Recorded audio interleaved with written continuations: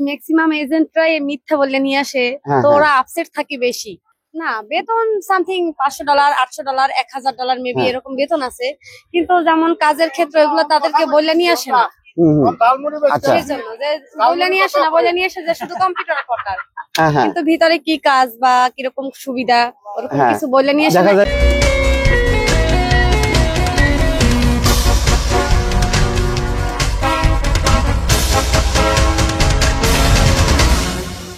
আসসালামু আলাইকুম দর্শক, নমপেনে আস্তে আস্তে বাংলাদেশিদের সংখ্যা বাড়ছে এবং বাংলাদেশি কিছু পরিবারও এখানে আসছে, তারা থাকছে, তাদের নানান অভিজ্ঞতা এবং ধীরে ধীরে বাড়ছে।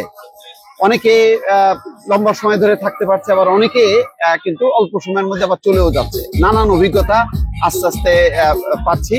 তো আমার সাথে এখন একটা পরিবার আছে এই মুহূর্তে, দর্শক দেখতে পাচ্ছি। ভাইয়ের নাম কি ভাই? আমার নাম জুবাইর হোসেন। জুবাইর হোসেন। তো জুবাইর ভাই, কতদিন আপনি আসছেন? আপনার দেশের বাড়ি কোথায়? বরিশাল বরগুনাতে। বরিশাল বরগুনাতে।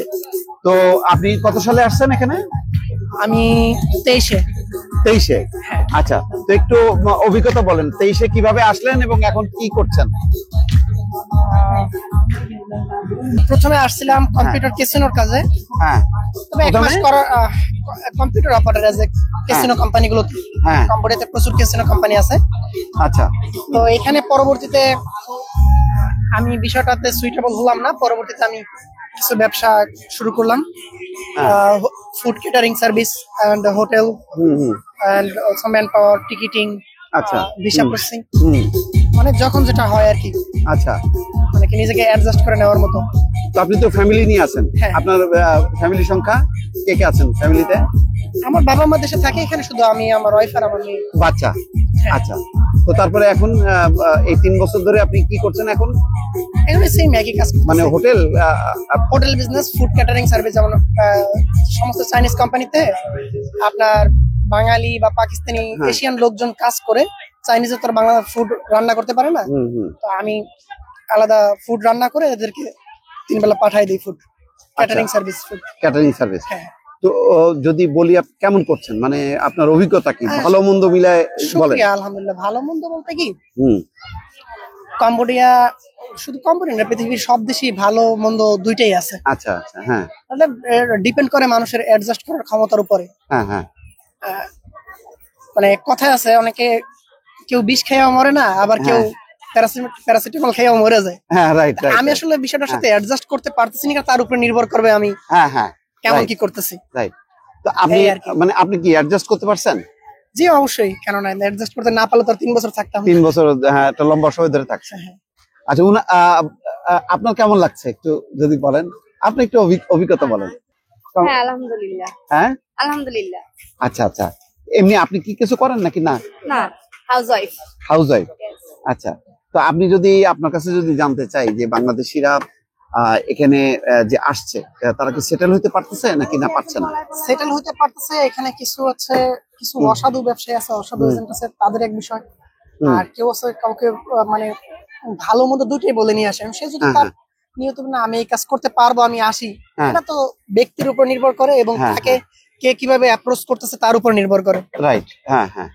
যারা ইংলিশে ভালো স্কিলড, কম্পিউটারে মোটামুটি দক্ষ, তারা কিছু না কাজে আসতে পারে। সেক্ষেত্রে কিছু প্রবলেম আছে, কাজগুলো হারাম। অনেকে হারাম কাজে করতে কেউ রাজি হয়, কেউ হয় না। রাইট। সেক্ষেত্রে যদি যারা নিয়ে আসে, যারা এজেন্ট আছে বাংলাদেশে, তারা যদি স্পষ্টভাবে বলে নিয়ে আসে তোমার এই কাজ করতে হবে, এটা সুবিধা এরকম, অসুবিধা এরকম। কিন্তু কনস্ট্রাকশন সাইডেও তো অনেকে আছে। হ্যাঁ, অনেক আছে। কনস্ট্রাকশন সাইটগুলো ভালো হচ্ছে। তো কিন্তু মাঝে মধ্যে হয় কি, একটা সাইটের কাজ শেষ হয়ে গেলে আবার একটা সাইট খুঁজে নিতে হয়। ও, নিজের থেকেই খুঁজে নিতে হয়। এজেন্টরাও হেল্প করে। এজেন্টরাও হেল্প করে। আচ্ছা। এটা ডিপেন্ড করে কার লোক কিরকম, কার এজেন্ট কেমন। আচ্ছা, তাহলে সাধারণভাবে যারা আসছে তারা কি ভালো করতে পারছে নাকি? কেউ ভালো করতেছে, কেউ ভালো করতেছে না। ভালো করতে পারছে না। আচ্ছা। এটা 50-50 বলতে পারেন।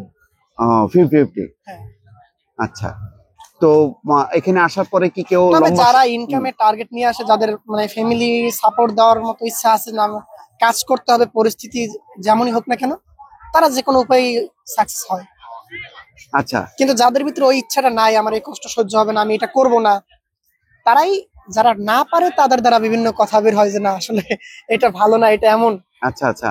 কিন্তু মূল বিষয় হচ্ছে তাদের ভিতরে আসলে ওই কাজ করার অ্যাবিলিটিটা নাই অথবা হ্যাঁ। কাজ করার ধৈর্য শক্তিটা নাই। আচ্ছা আচ্ছা। তো ভবিষ্যতে কি ইচ্ছা আছে এখানেই থাকার নাকি না এখান থেকে শিফট? অনেকে কি জানেন? হ্যাঁ না বলছি ম্যাক্সিমাম এজেন্টরাই মিথ্যা বললে নিয়ে আসে, হ্যাঁ, তো হ্যাঁ। ওরা আপসেট থাকে বেশি। আচ্ছা। বলে নিয়ে যারা- ও আচ্ছা, হ্যাঁ। মানে বলে হয়তো হ্যাঁ। $500 বেতন। না বেতন সামথিং $500, $800, $1000 মেবি হ্যাঁ। এরকম বেতন আছে, কিন্তু যেমন কাজের ক্ষেত্রে এগুলো তাদেরকে বললে নিয়ে আসে না। হুম হুম। আচ্ছা। সেই জন্য যে বললে নিয়ে আসে না, বলে নিয়ে আসে যে শুধু কম্পিউটার অপারেটর, হ্যাঁ হ্যাঁ। কিন্তু ভিতরে কি কাজ বা কিরকম সুবিধা ওরকম হ্যাঁ। কিছু বললে নিয়ে আসে দেখা না। যায় যে এদেরকে আর কি স্ক্যামে লাগাই দিচ্ছে। হ্যাঁ স্ক্যাম যারা বইলে নিয়ে আসে যে স্ক্যাম কাজ, তাদের কোনো প্রবলেম হয় না। যাদেরকে বইলে না নিয়ে আসে তখন তো সেই ক্ষেত্রে প্রবলেম হয়। সে যে যখন আমি তো দেখে যে স্ক্যামের মানে কাজ কথার করতে সাথে কাজের চাচ্ছি মিল না, নাই। হ্যাঁ আমি তো স্ক্যামের কাজ করতে চাচ্ছি না, আচ্ছা তো সেই জন্য তারা আর কি স্ক্যামের শিকার হয়। আচ্ছা আচ্ছা আচ্ছা। তো এমনি পরিবার হিসেবে মানে এখানে থাকার মতন উপযোগী কি? কেমন লাগে? আলহামদুলিল্লাহ ভালো। হ্যাঁ। যদি সবকিছু অনেকে পরিবার নিজের নিয়ে কাছে। আসতে চায় তাহলে আপনি কি বলবেন সেক্ষেত্রে? আসুক, তাদের ওয়েলকাম। ওয়েলকাম, নো আচ্ছা, প্রবলেম, সমস্যা নাই না? নো। এমনি মানে সেফটি সিকিউরিটি কেমন আছে? সেফটি বলতে বাংলাদেশের থেকে ভালো। উনি কি বলে? হ্যাঁ হ্যাঁ হ্যাঁ। সেফটি বলতে এখন বাংলাদেশে যা দেখি আলহামদুলিল্লাহ বাংলাদেশের থেকে 100 ভালো ভালো। সেফটি নিজের কাছে, তারপরে বাংলাদেশের থেকে সেফটি অনেক গুণ ভালো। আচ্ছা, আর খাওয়া দাওয়া পরিবেশ? খাবার দাবার মনে করেন মেবি যারা কম্বোডিয়ান খাবার খায়, বাংলাদেশি খাবার সামথিং সবকিছুই পাওয়া যায়। আচ্ছা হ্যাঁ যদি নিজেরা রান্না করে খেতে চায় বা রেস্টুরেন্ট আছে, হ্যাঁ। বাংলাদেশি খাবার বাংলাদেশি ফুড সবকিছুই পাওয়া যায়। আচ্ছা আচ্ছা আচ্ছা। তো সব মিলে আপনার পরিকল্পনা কি, ভবিষ্যতে এখানেই থেকে যাবেন নাকি না এখান থেকে? দেখি আরো 2-4 সুইচ বছর করবেন। তারপর আরো 2-4 চিন্তা বছর। ভাবনা করব। আচ্ছা আচ্ছা। এখন আপাতত এরকম কোনো প্ল্যান নেই। প্ল্যান নেই। আচ্ছা। দর্শক শুনলেন যে একটা অভিজ্ঞতা আমরা শুনলাম, একটা পরিবারকে পেলাম এই প্রথম আমি কম্বোডিয়াতে। ভালো মন্দ মিলায় তারা বললো, তবে একেবারেই যে তারা এখানেই পার্মানেন্টলি থেকে যাবে তেমনটা না। এক ধরনের ভাগ্যের পেছনে ছোটা। যদি ভাগ্য এখানে সুইট করে তাহলে এখানে থাকবে, আর তা নাহলে হয়তো এখান থেকে অন্য কোথাও যাবে। তো এখন মিক্সড আর কি, যারা পরিশ্রম করতে পারবে, যারা রিস্ক নিতে পারবে, চ্যালেঞ্জ নিতে পারবে, তাদের জন্য কম্বোডিয়া ঠিক আছে। কিন্তু যারা একটু দুর্বল চিত্তের বা কাজের অভিজ্ঞতা নেই, চটপটে না, স্মার্ট না, তাদের পক্ষে কিন্তু এখানে টিকে থাকা অসম্ভব। সে কথাটাই আমরা এই পরিবারের কাছ থেকে জানলাম। ভালো থাকবেন, আল্লাহ হাফেজ।